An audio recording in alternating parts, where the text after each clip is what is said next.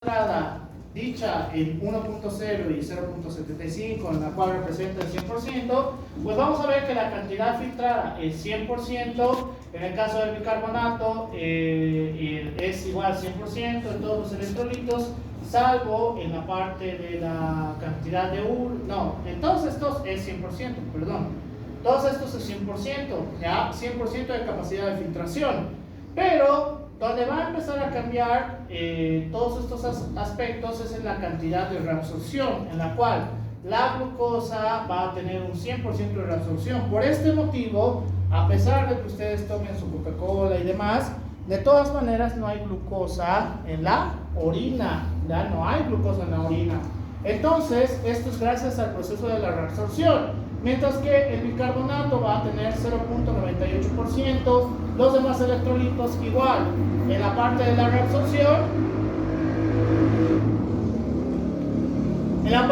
reabsorción, igual representa más del 90%, hasta que llegamos al proceso de la urea y de la creatinina, en la cual la urea va a representar solamente un 50% de reabsorción, que quiere decir que se va a excretar un 50% de urea, y la creatinina, que no tiene capacidad de reabsorción y que va a representar el 100% de la cantidad excretada, ¿ya? Por este motivo, la urea y la creatinina son laboratorios de función renal.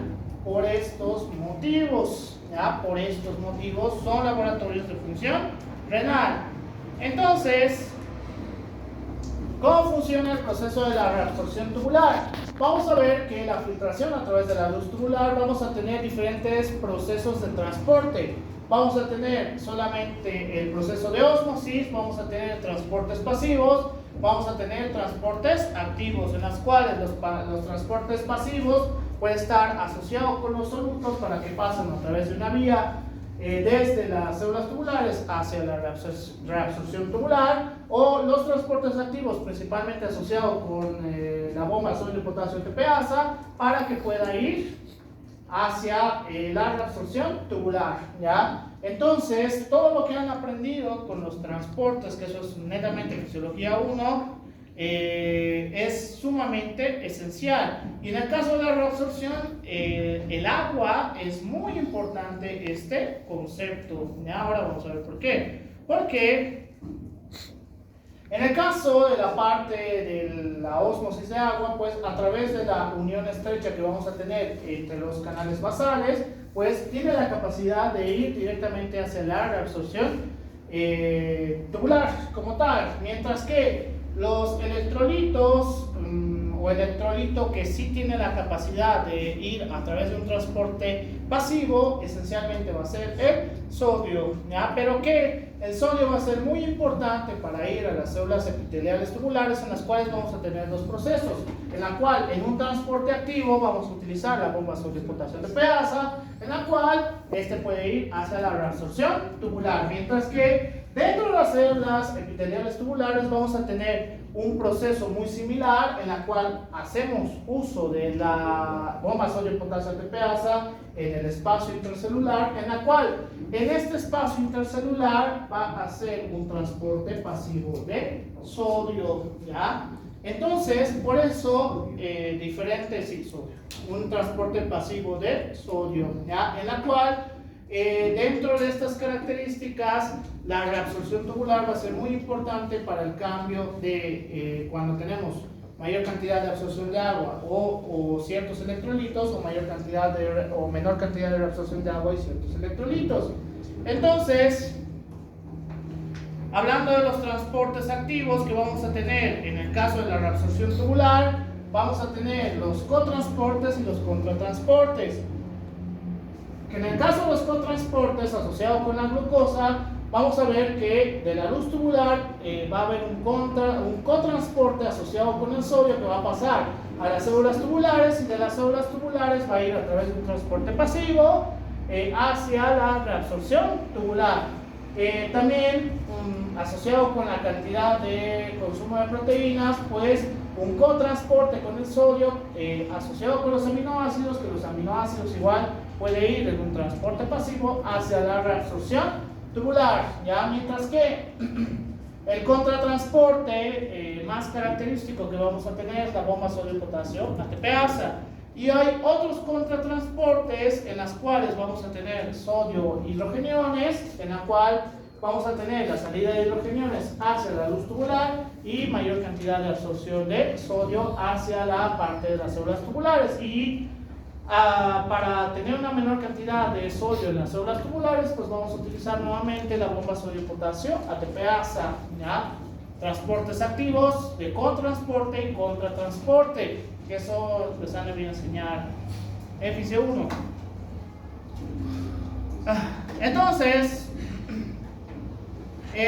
dentro de todas las características a nivel del glomérulo, pues vamos a tener diferentes partes, que va a ser el túbulo contorneado proximal, el túbulo conector, el túbulo colector, el túbulo contorneado distal, ascendente y descendente. Entonces, las características que vamos a tener, por ejemplo, en el túbulo contorneado proximal, es que en este tenemos mayor cantidad de reabsorción de sodio. No me acuerdo si lo he puesto aquí. Aquí está.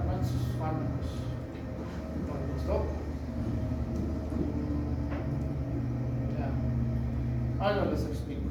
Entonces, en el túbulo contorneado proximal vamos a tener la característica de mayor reabsorción asociado con la cantidad de electrolitos, principalmente en el cotransporte de sodio-glucosa y de sodio-aminoácido. Entonces, eso significa que en este sitio vamos a tener un aumento de osmolaridad, ¿ya? Un aumento de osmolaridad. Entonces, en el aumento, mediante vayamos yendo hacia abajo, en la parte final vamos a tener un aumento de la osmolaridad, ¿ya? Mientras que en este sitio predilecto vamos a tener mayor reabsorción de agua. ¿Para qué? Para disminuir la osmolaridad mediante vayamos hacia el túbulo contorneado distal ascendente, ya, en la cual esta va a ser muy importante. ¿Por qué? Porque tenemos una disminución del porcentaje de solutos y por este motivo disminuye la osmolaridad, hasta que finalmente en el túbulo conector vamos a tener mayor cantidad de reabsorción de solutos nuevamente, donde estoy aquí, en la cual ahora vamos a utilizar la bomba sodio-potasio ATP-ASA y mayor cantidad de reabsorción a través de las moléculas de cloro. Entonces esto nos va a crear un aumento de la osmolaridad, ¿ya? En la cual finalmente, pasando esto hacia la parte descendente, vamos a tener mayor capacidad de reabsorción de agua, pero vamos a seguir con los procesos de reabsorción de sodio, reabsorción de cloro y que va a pasar hacia la luz, cantidades de bicarbonato, cantidades de hidrogeniones, cantidades de cloro a través de una bomba de contratransporte que va a ser el carbonato cloro, ¿ya? Por el cual en este proceso vamos a tener un cambio en la osmolaridad, en la cual ya no va a ser una osmolaridad tan alta, ¿ya? Por eso, y bueno, ¿para qué sirve saber todo esto? En esto vamos a ver finalmente, que esto sí decía en la otra imagen, vamos a ver la cantidad de formación de excreción urinaria, ¿ya? En la cual, dicho este concepto, por este motivo hay momentos en el día en la cual la orina se nota mucho más concentrada porque hay un aumento de la osmolaridad, y en otros momentos la orina se ve mucho más diluida debido a la cantidad o la característica de la osmolaridad, ¿ya? Eso fisiológicamente hablando, sin ningún tipo de alteración. ¿Cómo podríamos alterar la concentración de orina? Sobrehidratación. El término no es correcto, solamente pues aumentando el consumo de agua, ¿ya? El consumo de agua. ¿Esto qué va a crear? Ya, pero a nivel de la orina diluida, ¿ya? Orina diluida, ¿por qué? ¿Hay más o menos osmolaridad? Menos. Concepto de osmolaridad otra vez. Concepto de osmolaridad otra vez. Pero es el paso de los solutos a favor de... Eso es diferente. O sea, por ejemplo, el agua es isosmolar, entonces en ese caso no va a crear una alteración, entonces la osmolaridad va a estar igual, o sea, va a haber menos solutos. Osmolaridad, el concepto está bien cuando hablamos del paso. La osmolaridad va a ser la cantidad de solutos que tenemos en un medio líquido, ¿ya? Entonces, cuando tenemos gran cantidad de osmolaridad, ¿hay más o menos solutos? Más solutos. Cuando tenemos una disminución de la osmolaridad, ¿hay menos o más solutos? Menos, ¿ya?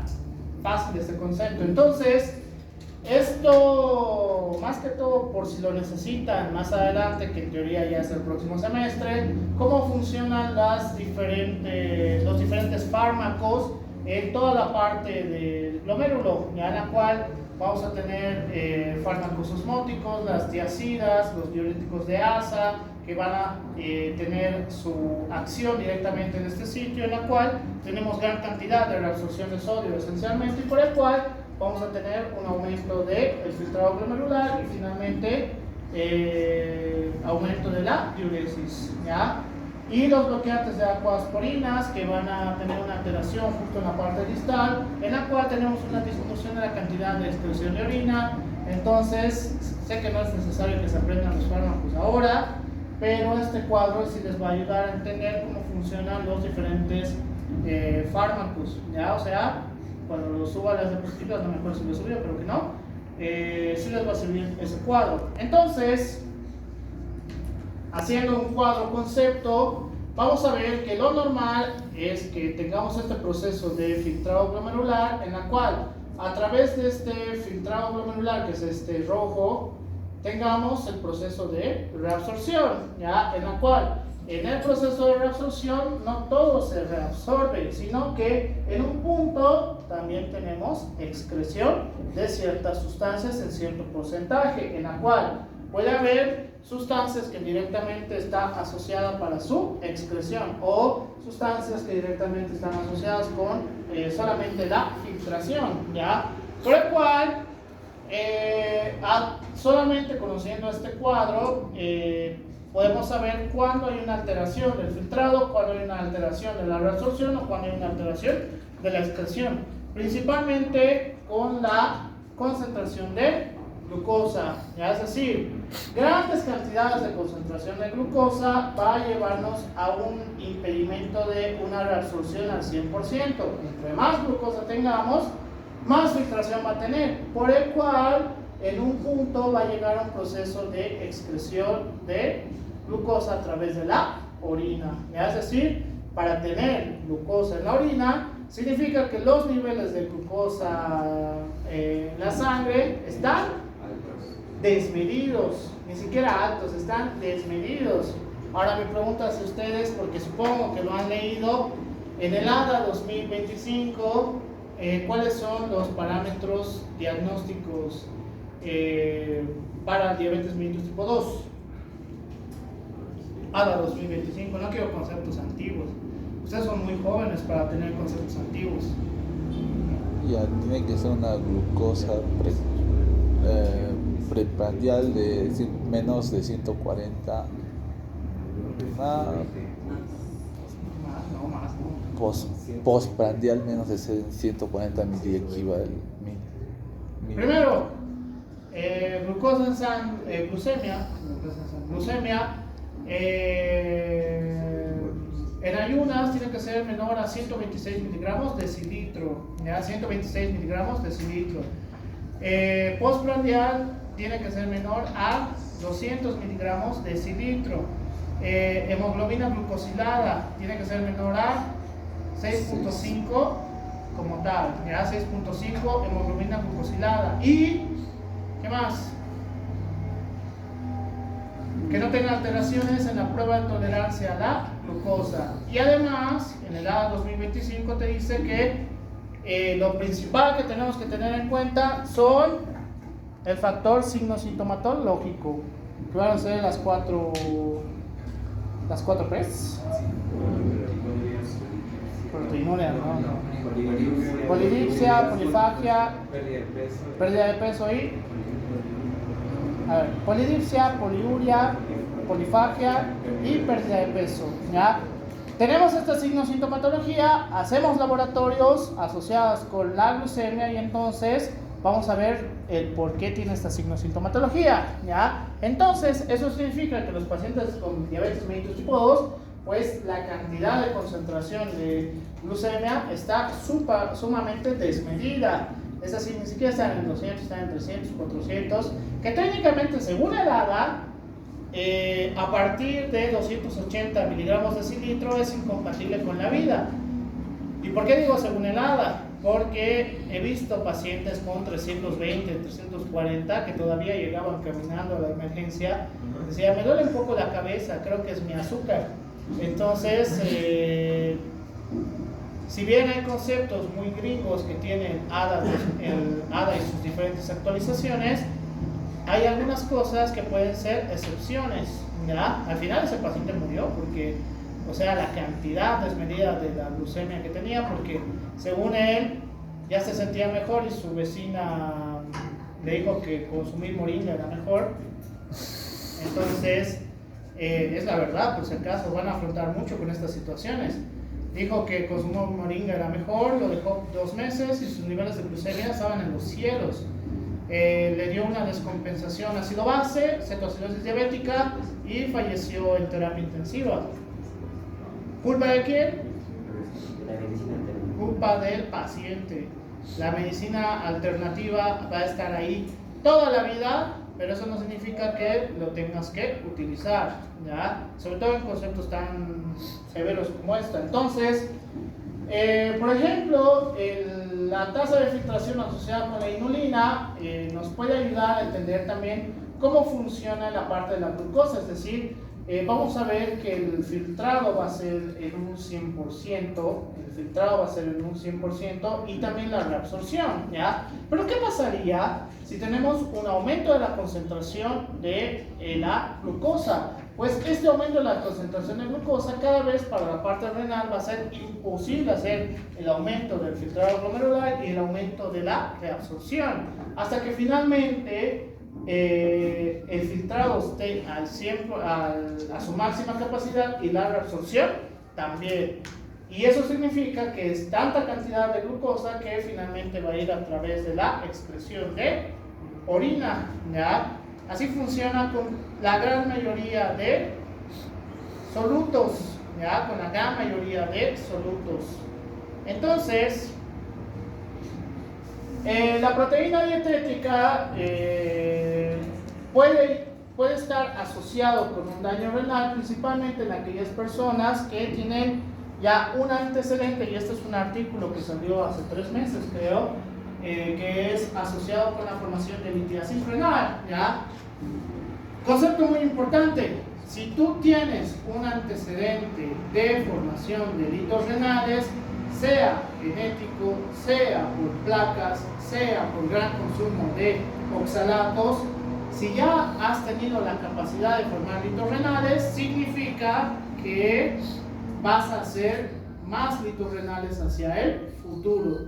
Tienes que cambiar mucho tu estilo de vida, en las cuales tiene que tener una menor cantidad de consumo de proteína, una cantidad de consumo de proteína adecuado, ese es el concepto.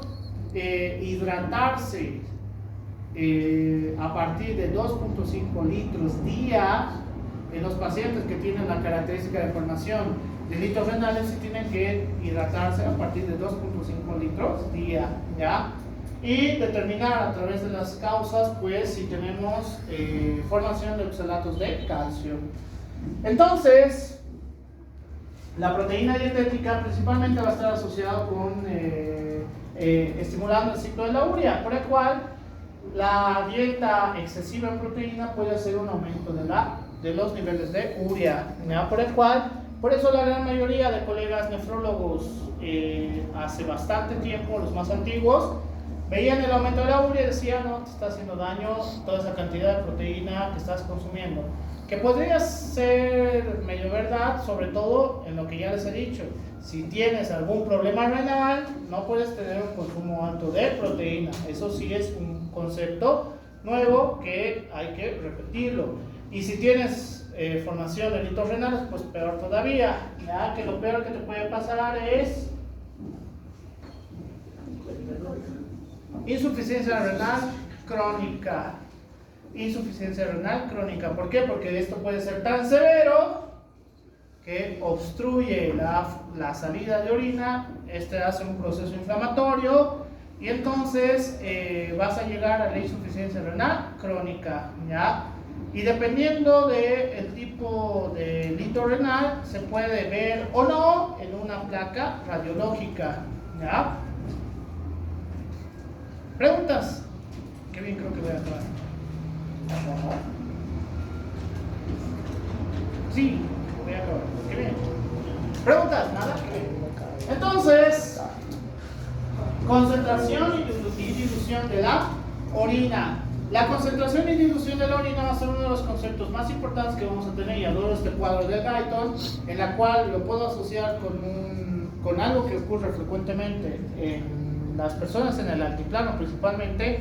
Recuerden, altiplano hay en la mayoría de los países. Ya hay altiplano en Argentina, hay altiplano en Chile, hay altiplano en Perú, hay altiplano en Ecuador, hay altiplano en Bolivia. Entonces, han debido ver en el Prado o en la Feria 16 de julio que hay los médicos naturistas, así se dicen ellos, los médicos naturistas que te dicen te voy a ayudar a que funcione mejor tu riñón. ¿Y qué les dan? No, agua. Les dan una botella de un líquido que tiene diferentes plantas, pero esencialmente está lleno de agua combinado con, ¿ya? Entonces, en el Guyton hay un gran concepto asociado con un aumento del consumo de líquidos. Cuando tenemos un aumento del consumo de líquidos, esto va a afectar en tres conceptos: la osmolaridad, el flujo de la orina y la excreción de solutos, en la cual vamos a tener una disminución de la osmolaridad. ¿Por qué? Porque estamos aumentando la cantidad de líquido.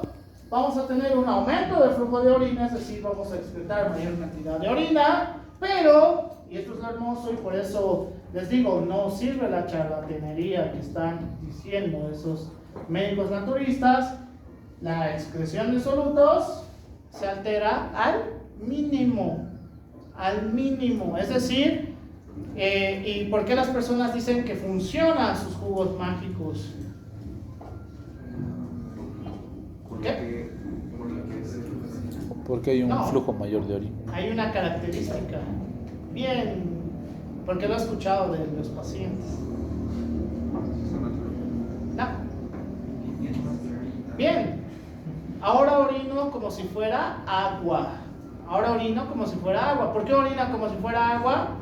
Porque no está eliminando solutos. Por el cual, esa botella que les cuesta creo 100 o 150 bolivianos, pueden hacer lo mismo comprando una botella de 8 pesos de la casera, de 2 litros de agua. Igual van a orinar la misma cantidad de orina clara, en la cual esto nos ayuda a entender cuándo es orina concentrada y cuándo es orina diluida. Lo único que les dan a sus pacientes es la capacidad de formación de orina diluida y ya. Es mera charlatanería, por si acaso, ¿ya?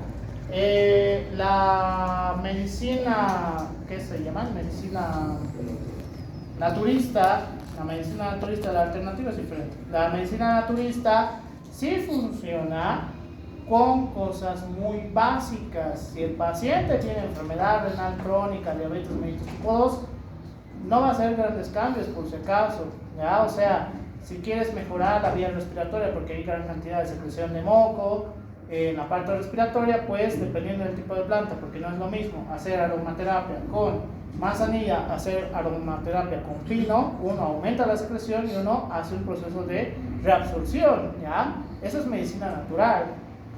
Ahí sí funciona, pero ya de ahí que te diga que tu riñón va a volver a funcionar, charlatanería, mentiras podridas.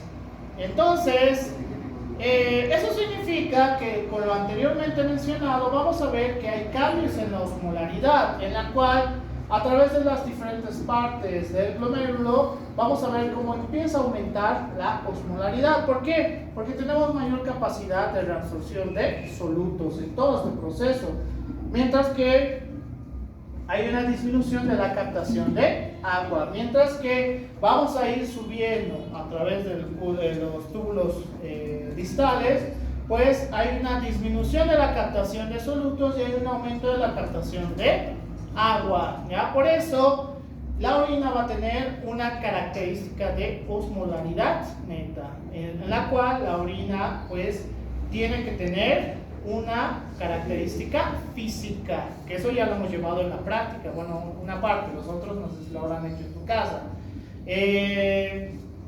Por este motivo es importante saber qué están consumiendo, porque los diferentes líquidos que les he hecho tomar a ustedes ha hecho cambios en la osmolaridad, ¿ya? Hay cambios en la osmolaridad a partir de lo que consumes. ¿Cómo podrían hacer un aumento de la osmolaridad con un líquido del día a día, no con lo que les he hecho tomar yo? Bien, gaseosas. ¿Por qué? Porque son hiperosmolares, ¿ya? Grande cantidad de solutos, principalmente a partir de glucosa. Entonces, ¿se entiende el concepto ahora? Entonces, algo que ustedes igual han debido aprender a través de las teorías reactivas es que la densidad está asociada con los cambios de la osmolaridad. Es decir, a mayor densidad significa mayor osmolaridad de la orina.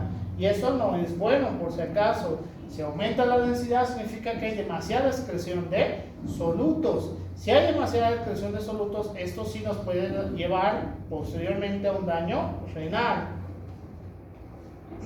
Entonces, asociado con el transporte activo de cloruro de sodio y la permeabilidad, vamos a ver que las cruces van a significar que es asociado con el transporte, tiene un buen transporte activo de cloruro de sodio. Dos cruces significa que tiene un transporte efectivo de cloruro de sodio, y el ADH, cuando hay la activación de la hormona antidiurética, pues tenemos recién un transporte activo de agua o de cloruro de sodio o de urea en las diferentes partes de los túbulos proximales, las ramas ascendentes, las ramas descendentes, el túbulo distal, etcétera, etcétera. Entonces, en cada uno de estos, y por este motivo, que es el cuadro resumen, vamos a tener un aumento de la osmolaridad o una disminución de la osmolaridad, que en la parte de los túbulos colectores vamos a ver que lo normal es que no tengan una capacidad de reabsorción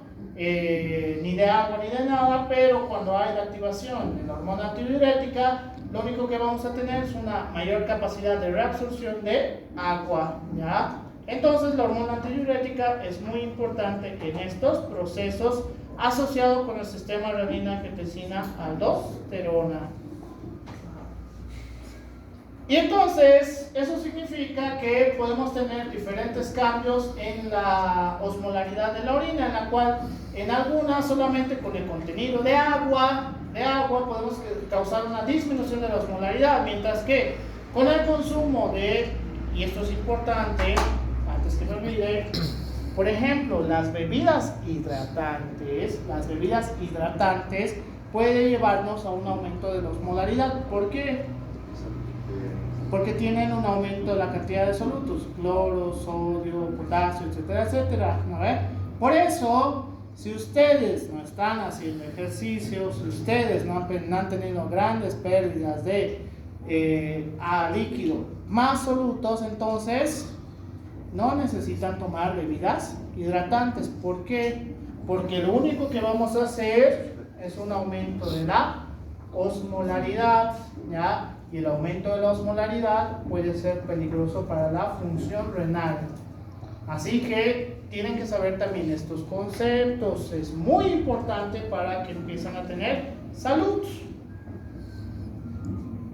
Entonces, la osmolaridad que vamos a tener al final de todo este proceso aproximadamente va a llegar hasta 1200, en la cual Esto ocurre principalmente en la primera orina de la mañana. ¿Por qué?